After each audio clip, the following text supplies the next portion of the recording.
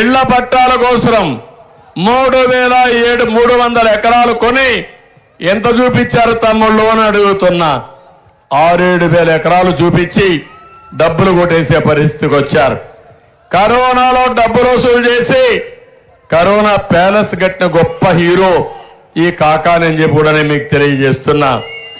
ఇలా వీళ్ళ అక్రమాలు అరాచకాలపై పోరాడితే చంద్రమోహన్ రెడ్డి పైన 22 కేసులు పెట్టారు. నా మీద ఇంకొక కేసు ఎక్కువ పెట్టారు, 23 కేసులు పెట్టారు. నా జీవితంలో ఎవ్వడూ కేసు పెట్టలేదు, కానీ మొట్టమొదట నా మీద కేసులు పెట్టిన చరిత్రహీనుడు ఎవరు?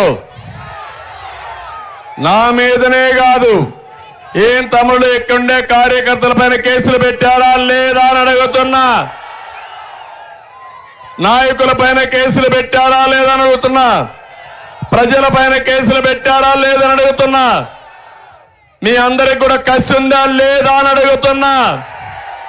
కసిగా పనిచేస్తారా లేదా అని మిమ్మల్ని అడుగుతున్నా. వీళ్ళు ఇష్ట ప్రకారం చేసి నేను ఒకటే చెప్తున్నా, నేను కూడా అనుకుంటే తమ్ముళ్ళు మీ ఇంట్లో నుంచి బయట రాలేరు. హెచ్చరిస్తున్నా, భవిష్యత్తులో నేను కూడా ఏం చేయాలో చేసి చూపిస్తా. చక్ర వడ్డీతో సహా తీర్చుకునే బాధ్యత నాది. రాజకీయంలో ఈ రోజు ఉంది, రేపు ఉంది, ఎల్లుండి ఉంది. ఖబర్దార్, జాగ్రత్తగా ఉండండి. 22 సంవత్సరాలు తెలుగుదేశం పార్టీ అధికారంలో ఉంది. నేనే 14 సంవత్సరాలు ముఖ్యమంత్రిగా ఉన్నా.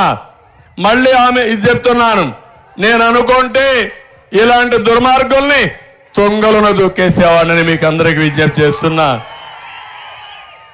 ఇది దోచుకుని చూస్తే ఒక కేజీఎఫ్ కాకాని కేజీఎఫ్ ద్వారా 200 కోట్ల రూపాయలు, మొత్తం 1000 కోట్లు సంపాదించారు.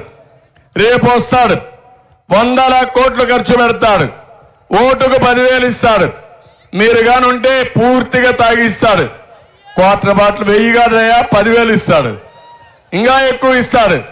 మీ దగ్గర డబ్బులు కొని, డబ్బులతో ఓట్లు కొని మళ్ళా మీ ఆస్తుల్ని, మీ అవకాశాలని దోచుకునే దుర్మార్గులు వస్తున్నారు. కానీ చంద్రమోహన్ రెడ్డి గారి దగ్గర అంత డబ్బులు లేవు. అలిసిపోయాడు, ఉన్న ఆస్తులను నమ్మాడు, 4 సార్లు ఓడిపోయాడు. అయినా కూడా పట్టు వదలని విక్రమార్కుడుగా ఇప్పుడు మీ ముందుకు వస్తున్నాడు. పార్టీ కోసం పోరాడాడు, వీరోచితంగా ముందుకు పోయాడు. కష్టకాలంలో పార్టీకి అండగా ఉన్నాడు. అందుకే నాకు మీ మీద నమ్మకంతో ఈసారి చంద్రమోహన్ రెడ్డి గారిని అభ్యర్థిగా పెట్టాను. నేను సర్వేలు చూశాను, ఐవీఆర్ఎస్ చేశాను, ప్రజాభిప్రాయం చూశాను. దుర్మార్గుడికి ఇక్కడ భయపడుతున్నారు, కానీ ఎవరు ఢీకొంటారంటే చంద్రమోహన్ రెడ్డి ఒక్కడే ఢీకొంటారని మీ అందరూ చెప్పారు. బాగుంది, అందుకే నేను మిమ్మల్ని నమ్మా. అందుకే సీటు కూడా చంద్రమోహన్ రెడ్డి సమర్థులని ఇచ్చా. ఇప్పుడు మీ బాధ్యత మీకు గుర్తుందా అని అడుగుతున్నా. గెలిపిస్తారా అని మిమ్మల్ని అడుగుతున్నా. కేజీఎఫ్ నోటిస్తారా అని మిమ్మల్ని అడుగుతున్నా. దుర్మార్గుడిని పాతి పెడతారా అని మిమ్మల్ని అడుగుతున్నా. ఈ జగన్మోహన్ రెడ్డిని చూస్తే తానే పేదల మనిషిని షో చేస్తాడు.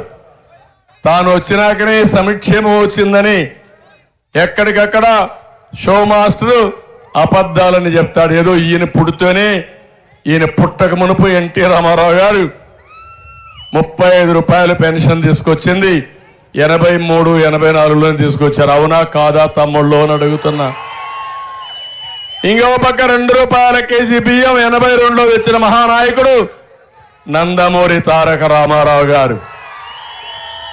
నేను 200 రూపాయలు, 2000 రూపాయలు పెన్షన్ చేసి కష్టాలున్న పేదవాళ్ళ దృష్టిలో పెట్టుకొని 10 రెట్లు పెంచిన పార్టీ, 10 రెట్లు పెంచిన వ్యక్తి నేనేనని. జొన్నలు ఇచ్చాం, ఇప్పుడు ఇస్తున్నాడా అని మిమ్మల్ని అడుగుతున్నా. కిలో గోధుమ పిండి 16 రూపాయలకే ఇచ్చాం, అది ఇస్తున్నాడా తమ్ముళ్ళు అని మిమ్మల్ని అడుగుతున్నా. పండుగల సమయంలో పేదవాళ్ళకి సంక్రాంతి కానుక ఇచ్చాం, రంజాన్ తోఫా ఇచ్చాం, ఇప్పుడు ఇస్తున్నాడా అని మిమ్మల్ని అడుగుతున్నా. సన్న బియ్యం చెప్పి మోసం చేసిన సన్నాసి ఈ జగన్మోహన్ రెడ్డి, అవునా కాదా? సన్న బియ్యం వస్తా ఉందా? వచ్చే అవకాశం ఉందా? ఈయన టైం అయిపోయిందా లేదా? మోసం చేసిన సన్నాసి అవునా కాదా? అవునంటే గట్టిగా చెప్పండి, కూడా చెప్పండి. మొత్తం ఎక్కడికక్కడ స్మగ్లింగ్. 2019లో 18 లక్షల మెట్రిక్ టన్నులు బియ్యం మన రాష్ట్రం నుంచి విదేశాలకు ఎగుమతి అయితే 2022లో 49 లక్షల ధాన్యం బియ్యం విదేశాలకు ఎగుమతి అయ్యే పరిస్థితి వచ్చింది. అంటే పేదవాడికి ఇచ్చే బియ్యం కూడా రీసైక్లింగ్ చేసి విదేశాలకు ఎగుమతి చేస్తున్నటువంటి దుర్మార్గుల ముఠా ఇదని చెప్పి కూడా నేను మీకు తెలియజేస్తున్నా. సంక్షేమ కార్యక్రమాలు నేను ఒకటే చెప్తున్నాను. మాట్లాడితే మనం ఆపేస్తా ఉంటున్నాడు. నీకంటే ముందు సంక్షేమ కార్యక్రమాలు పుట్టాయి. సంక్షేమ కార్యక్రమాలు నాంది పలికిన మహానాయకుడు ఎన్టీ రామారావు గారు. ఆ తర్వాత సంక్షేమం అభివృద్ధి సమతుల్యంతో ముందుకు తీసుకొచ్చిన పార్టీ తెలుగుదేశం పార్టీ నా ఆధ్వర్యంలో అని చెప్పి మీకు తెలియజేస్తున్నా. ఎన్ని ఇబ్బందులున్నా 100 సంక్షేమ కార్యక్రమాలు ఇచ్చిన పార్టీ తెలుగుదేశం పార్టీ. నేను సవాల్ విసురుతున్నా. లెక్కల మీ దగ్గరనే ఉన్నాయి.